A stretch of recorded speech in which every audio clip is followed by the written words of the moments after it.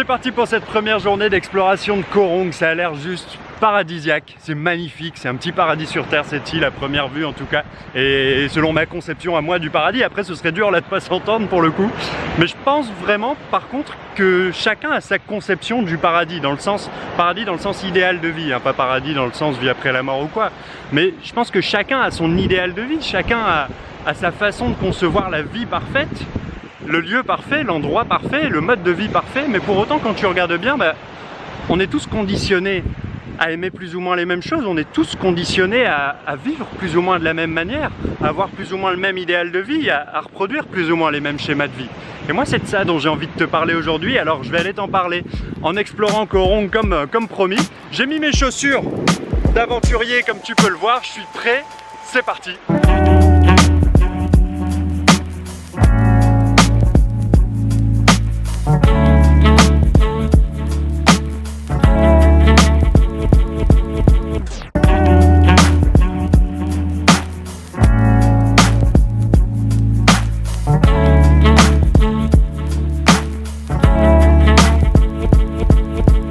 D'habitude je cherche les plus beaux endroits pour filmer, mais là il y en a juste trop quoi, je sais pas où filmer en fait.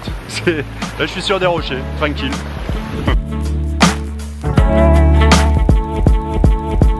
Je suis en train de faire le tour là par les rochers pour aller à Coconut Beach, parce qu'on m'a dit que c'était une des plus belles plages de Koh Rong et même une des plus belles plages d'Asie du Sud-Est, donc moi je suis un peu curieux. Mais par contre je te cache pas que par les rochers c'est un peu technique quoi. Je pense qu'il y avait un chemin en fait, parce que le mec de l'auberge il m'a dit t'inquiète en 20 minutes t'y es, mais là ça ne va pas là, comment veux-tu? Apparemment faut faire attention aux serpents aussi ici, enfin sans devenir parano du serpent quoi, mais à l'auberge où je dors, il y a des panneaux laissez rien à manger dans votre chambre, sinon il y a des rats qui viennent, et s'il y a des rats, il y a des serpents qui les mangent, et les serpents ils vous tuent. Du coup on va faire attention aux serpents quoi, mais dans mes souvenirs, quand j'étais sur Tioman, par exemple, ils se planquaient toujours dans les arbres les serpents. Du coup, juste garder les yeux ouverts quoi. Après les animaux, enfin la nature d'une manière générale, tu les ennuies pas, ils t'ennuient pas quoi. Mais on sait jamais, moi je suis pas très serpent quand même en face à face comme ça.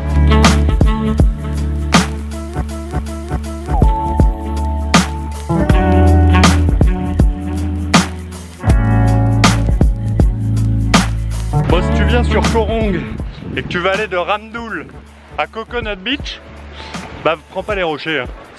C'est pas la bonne solution. Il y a un chemin à l'intérieur. Je pense que c'est une bien meilleure idée parce que là j'en vois pas le bout quoi. Ah, je pense qu'on arrive là, je vois des bateaux au loin. Coconut Beach ça se mérite hein. Mais apparemment, vu d'ici, on dirait bien que je suis pas venu pour rien.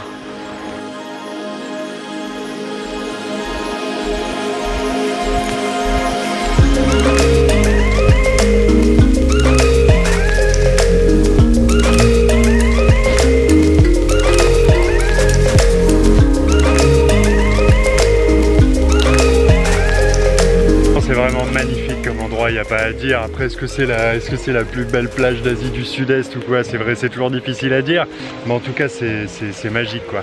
Pour en venir au sujet, moi si je voulais te parler de ça aujourd'hui, c'est pour plusieurs raisons, et notamment parce que hier l'auberge de jeunesse où j'ai débarqué, elle est tenue par deux Hollandais qui doit avoir 35-40 ans, peut-être 45 ans maximum.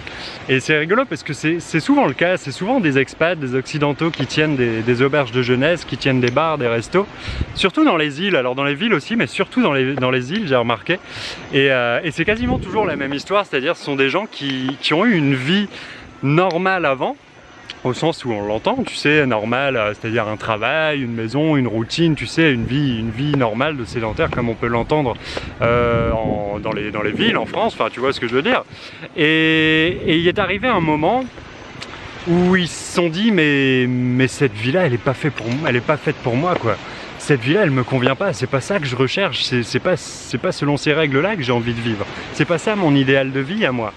Et ils ont un peu pété un câble à un moment de leur vie et ils sont partis en voyage, ils ont commencé à voyager, ils ont commencé à explorer le monde et ils ont découvert qu'il y avait plein d'autres façons de vivre en fait, qu'il y avait plein d'autres façons de voir sa vie. Et ils ont fait le choix de sortir de ce système-là, ils ont fait le choix de sortir de ces règles qui leur convenaient plus et de créer leurs propres règles, de créer leur système à eux, c'est-à-dire de poursuivre leur idéal de vie à eux, qu'ils ont eux-mêmes choisi.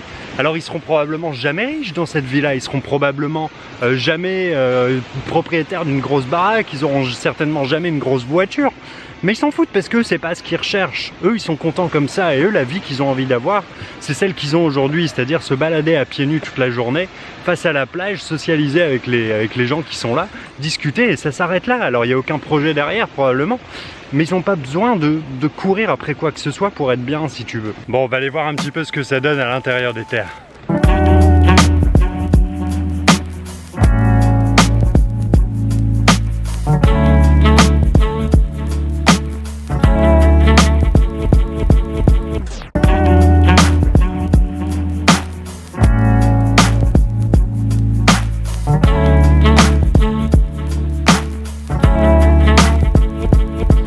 Et je pense qu'il y a énormément de gens qui sont dans ce cas-là. Alors tout le monde n'a pas envie, tu me diras, d'ouvrir une auberge de jeunesse sur une île, c'est pas la question, mais simplement, je pense qu'il y a beaucoup de gens qui n'ont pas envie de l'idéal de vie que le système leur propose, qui n'ont pas envie de ces règles-là, qui ont envie de vivre autrement.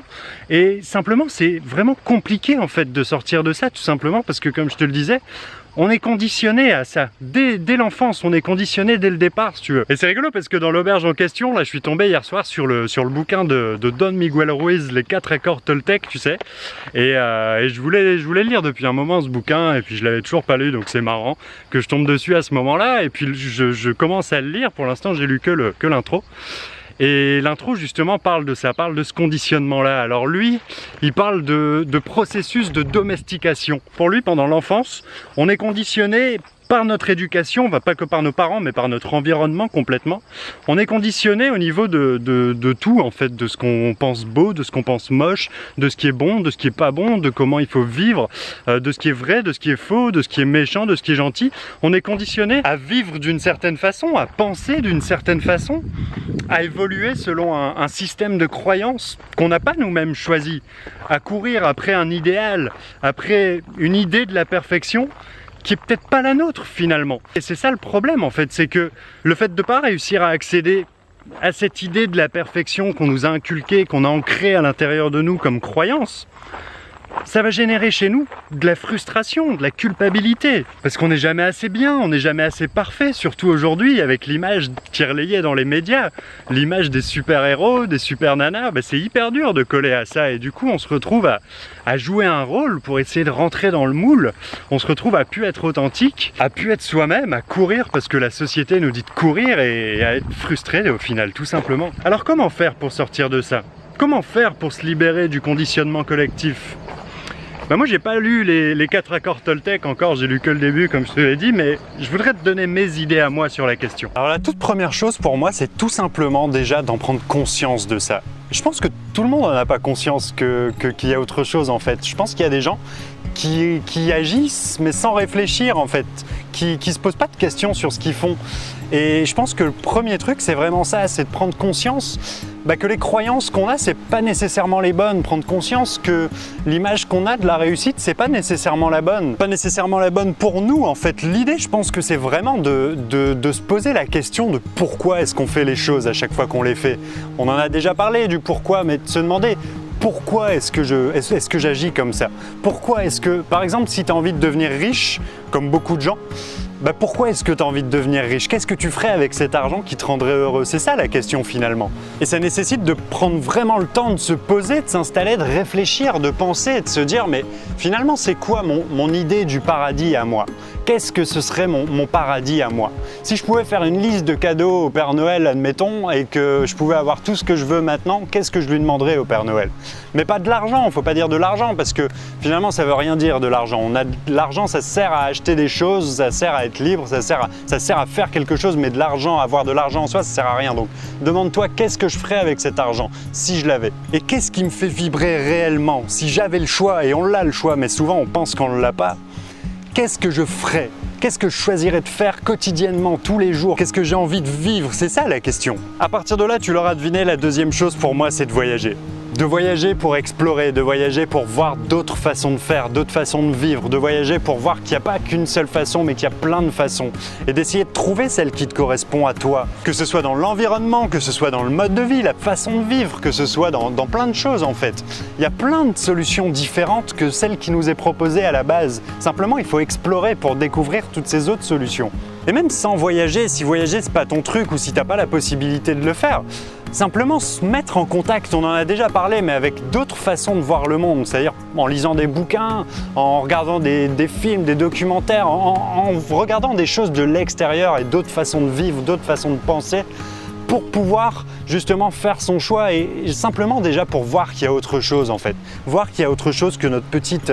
tu sais, parfois on a des œillères un petit peu quand on est dans notre quotidien et c'est important de s'ouvrir quoi. Et la troisième chose que je voudrais te conseiller, que je voudrais te proposer en fait, c'est tout simplement de reconnecter le plus souvent possible avec la nature. Ça me fait un bien fou, moi, à chaque fois, quand je suis trop longtemps en ville, je sais pas si tu l'as remarqué dans mes vidéos, mais je sais pas, je suis moins serein, je suis moins bien, j'ai les idées moins claires. Et le fait de reconnecter avec la nature à chaque fois, le fait de rien que se balader en forêt ou simplement d'être dans la nature, quoi, d'être au contact de la nature, bah, ça te fait redescendre un petit peu, quoi, sortir un petit peu de ton truc. C'est quand tu es tout le temps en ville, c'est pas bon, quoi. Tu es tout le temps dans un système, dans un moule qui fait que tu réfléchis même plus. Et quand tu reconnectes avec la nature, tu te rends compte que la vie en soi, c'est simple, quoi. La vie en soi, à l'état pur, c'est pas compliqué. Et que finalement, ce qui est compliqué, c'est la création de l'homme qu'il y a autour, mais que la vie en soi, il n'y a rien de compliqué à l'intérieur. Pour moi, il n'y a rien de mieux que d'être en pleine nature pour trouver l'inspiration, pour trouver des idées différentes. Parce que c'est ça le truc aussi, c'est qu'il ne faut pas hésiter à chercher des idées différentes pour soi, pour sa vie. Il ne faut pas hésiter à faire quelque chose de différent parce qu'on n'est pas fait pour faire tous la même chose, quoi. Et je pense qu'il faut vraiment se mettre en tête que notre paradis à nous, c'est pas celui du voisin, c'est notre paradis à nous. Et c'est à nous de trouver, mais c'est quoi mon paradis à moi? C'est quoi ton paradis à toi? Et au plus tôt tu trouves ce que c'est ton paradis à toi, au plus tôt tu trouves ce que c'est ton idéal de vie à toi. Pourquoi est-ce que tu as envie de faire les choses? Alors au plus tôt tu peux commencer à mettre en place des actions qui vont dans ce sens-là. Parce que finalement le truc c'est quand on court après un paradis qui n'est pas le nôtre, on ne peut pas avoir la même motivation, la même envie que quand on court après quelque chose qui nous fait vraiment vibrer. Et je voudrais terminer en te parlant d'une conférence TED de John Jon Day, je ne sais pas comment ça se prononce, c'est un Thaï qui avait ce rêve de vie à l'occidental et qui a tenté sa chance, alors je ne sais plus si c'est aux États-Unis ou en Angleterre, ça fait longtemps que j'ai regardé cette conférence, mais qui s'est mis à essayer de travailler avec acharnement pour rentrer dans ce système, si tu veux. Il a commencé à courir parce que le système lui disait de courir, alors il a travaillé pour gagner de l'argent, pour rentrer dans le moule en fait. Et il s'est rendu compte que c'était un cauchemar. Il s'est rendu compte que c'était l'enfer pour lui et il est retourné en Thaïlande dans son petit village où il vit en autosuffisance, où il a simplement une terre où il cultive du riz et ça s'arrête là, quoi. Il n'a pas de richesse matérielle ou quoi, mais simplement il a sa terre pour nourrir sa famille et ça s'arrête là.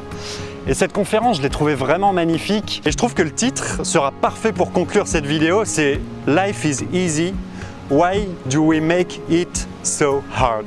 La vie est facile, pourquoi est-ce qu'on la rend si compliquée? Bon, j'espère que tu auras apprécié ce petit avant-goût de Koh-Rong. Je vais rester encore quelques jours, alors il y aura encore quelques vlogs à mon avis ici. En tout cas, t'as vu, c'est une super découverte, quoi. C'est magnifique, c'est vraiment extraordinaire. Et du coup, je tenais, tant que j'y pense, à remercier Ben et Claire de la chaîne Livre de Voyage, sans qui je serais pas là aujourd'hui. Et ça aurait été vraiment dommage, ça aurait été vraiment très dommage parce que j'adore cet endroit. Alors Ben et Claire, merci beaucoup. Si tu les connais pas, ils ont une chaîne de voyage dans laquelle ils partagent leur tour du monde. N'hésite pas à aller jeter un œil. Et puis si tu as aimé cette vidéo, n'hésite pas à mettre un petit j'aime juste en dessous pour m'encourager, pour m'aider à avancer. Si t'es pas encore abonné, n'hésite pas à t'abonner. Et puis en attendant, moi je te dis à bientôt, on se retrouve dans la prochaine vidéo. Passe une excellente journée, une excellente soirée. Ciao ciao.